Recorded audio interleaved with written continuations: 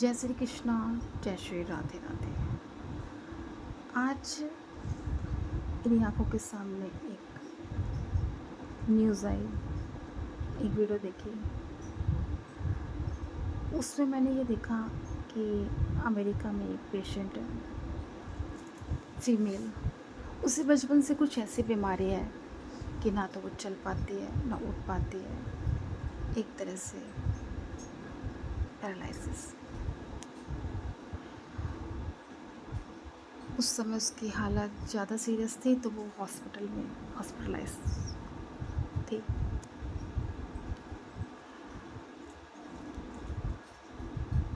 32 साल की लड़की है, ना हाथ पैर से हिला डुला पाती है, सब सपोर्ट लाइन से चल रही है उसकी जीवन शैली।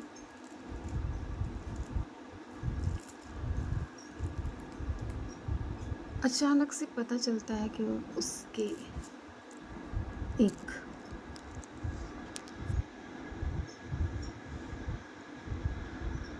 बेबी को जन्म देने वाली है। सब शॉकिंग न्यूज़ है उस अस्पताल के लिए, उस डॉक्टर्स के लिए, वहाँ के स्टाफ के लिए, वहाँ के सभी लोगों के लिए, कि जो लड़की हिल नहीं पाती है, डुल नहीं पाती है, चल नहीं पाती है, फिर नहीं पाती है, उसको सपोर्टिंग लाइन से सब सिस्टम चल रहा है। जब तक ये चलेगा ईश्वर चलाएंगे। अचानक से प्रेग्नेंट और वो एक बेबी को जन्म भी देती है। उसके घर वाले क्लेम करते हैं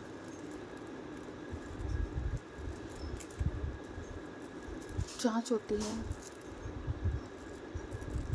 सारे स्टाफ का, डॉक्टर्स का, सबका सैंपल लिया जाता है और जांच होती है। ब्लड ग्रुप, बच्चे का ग्रुप मिलाया जाता है। तो एक घटना सामने आती है कि जो उसका देख रेख कर रहा था हॉस्पिटल में वेंटिलेटर सपोर्ट पर, वो उसी का अंश था।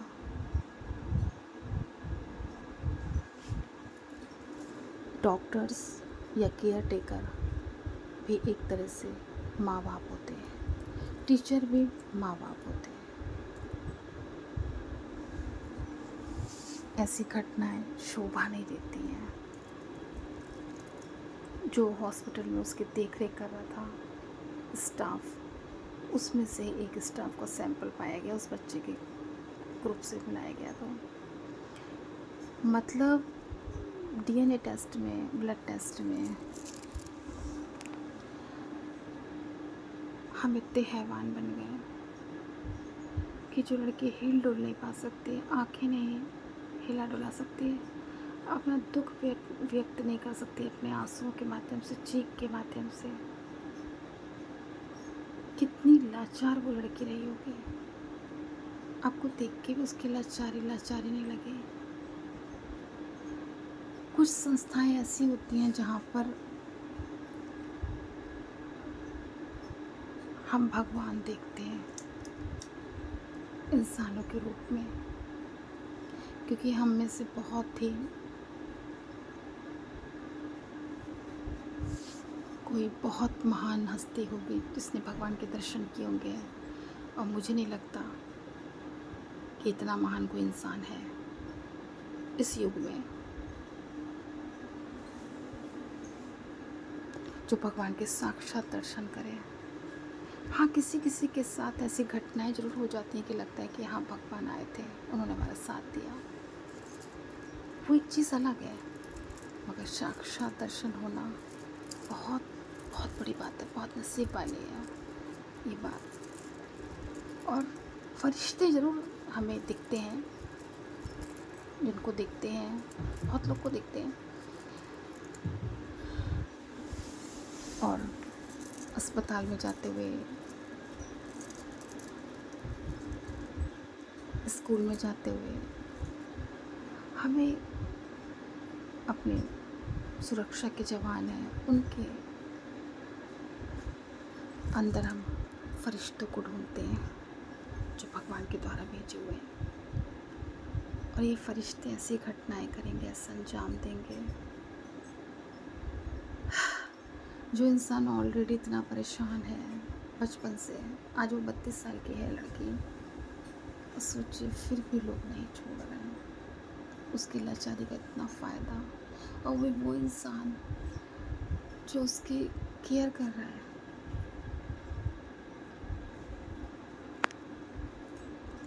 सज़ा मिली, सब कुछ हुआ, मगर उसकी भावना का क्या, उस लड़की की लाचारी का क्या, उस लड़के की चीख का क्या जो अंदर ही दबी रह गई, उस लड़के के आंसू का क्या जो निकल नहीं पाए, उस लड़की के हाथ खुले होने के बाद ही भगवान ने बांध रखे हैं, उसके पैर बांध रखे हैं, उठ नहीं सकते, उसे इतना लाचार कर दिया है।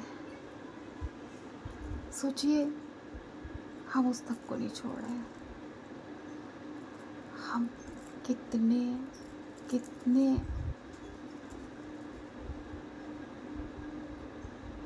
कितने जालिम हो गए।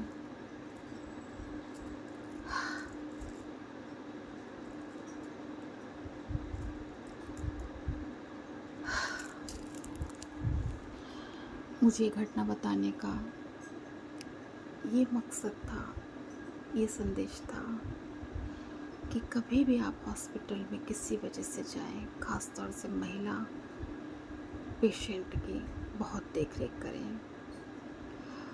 और जिस तरह का समय चल रहा है इस समय, जहाँ कहीं भी बेटियां बच्चे सुरक्षित नहीं हैं, हमें अपने पेशेंट को, ख़ास तौर से महिला पेशेंट को, अपने छोटे छोटे बच्चों को अकेला छोड़ना ही नहीं है, बिल्कुल नहीं छोड़ना चाहिए। और यहाँ तक कि हमें आईसीयू में भी ऐसी सुविधा देनी चाहिए। जिस तरह के हालात चल रहे हैं कि आईसीयू में भी कांड हुआ है, तो इसका मतलब ये है हमें आईसीयू में भी एक ऐसा हमें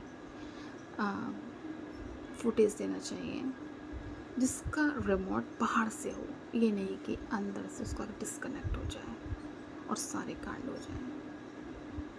जब बच्चियाँ कहीं सुरक्षित नहीं है, लेडीज़ कहीं सुरक्षित नहीं है, अमेरिका जैसे क्षेत्र में, अमेरिका जैसे देश में और हॉस्पिटल जैसे क्षेत्र में, संस्थान में ये घटना घट सकती है, तो सोचिए हमारे देश में तो ये चप्पे चप्पे पे हो रहा है, हर दिन हो रहा है, हर सेकंड हो रहा है।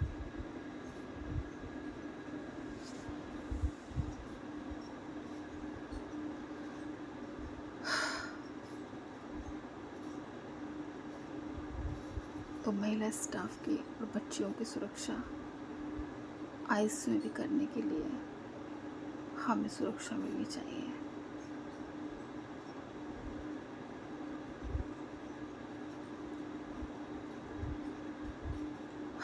लड़कियों औरतों की कहीं भी सेफ्टी नहीं है, किसी से भी सेफ्टी नहीं है। जिस तरह की घटनाएं आ रही हैं, किसी से भी सेफ नहीं है लड़की, किसी से भी सेफ्टी नहीं हो रही है। बहुत शर्म की बात है, बहुत सोचने का सब्जेक्ट है, और इस पर कड़ी से कड़ी कार्रवाई करने का सब्जेक्ट है। अगर हर दिन हर घर की एक बेटी के साथ ऐसे होता रहेगा, कैसे काम चलेगा?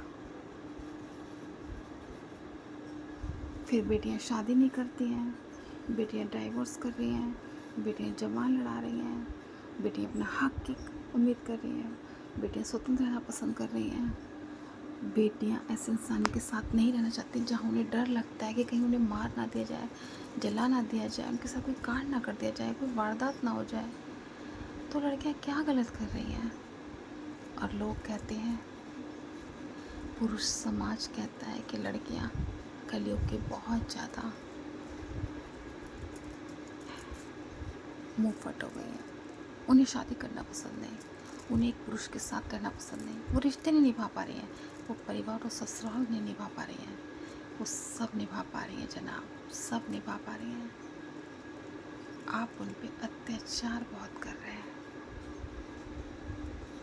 इस घुटन वाले वातावरण में कब तक रहेगी एक लड़की, एक औरत कब तक रहेगी?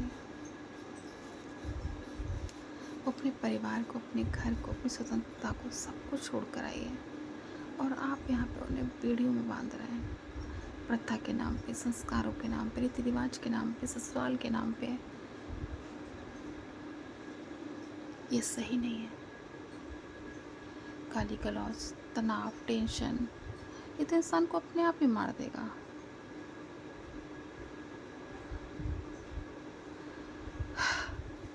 आरोप औरतों पे बहुत लग रहे हैं कलयुग पे, मगर पुरुष ये नहीं देख रहा है कि अत्याचार भी तो हो रहे हैं बहुत। महिलाओं में, बेटियों में मैं मान सकती हूँ गुनाह हो सकते हैं,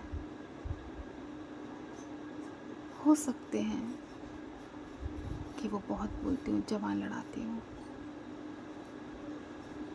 मगर उनकी भावनाओं को नहीं समझा जाएगा तो अपने अधिकार के लिए बोलेंगे। पढ़ी लिखी हैं, शिक्षित हैं, सभ्य समाज से आती हैं।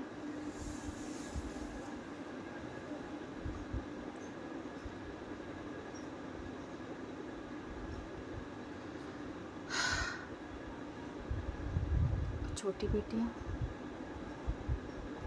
क्या वो भी जवान लड़ाती हैं? क्या वो भी आपकी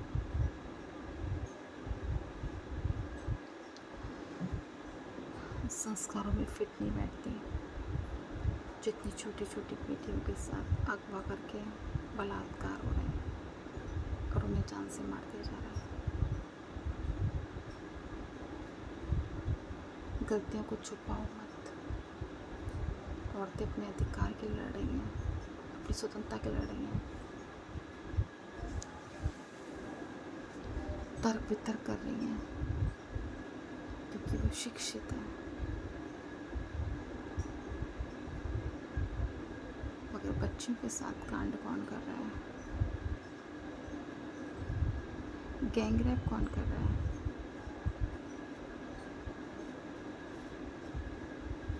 कहिए, इसमें भी छोटी बच्ची का ही दोष है।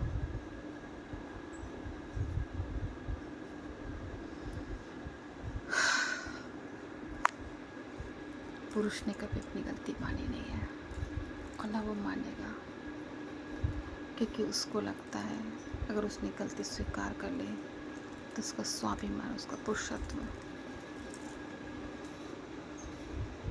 सब पर उंगलियां उठेंगे और वो नहीं चाहता कि महिला से वो दबे। जय हिंद, जय भारत, जय श्री कृष्ण, जय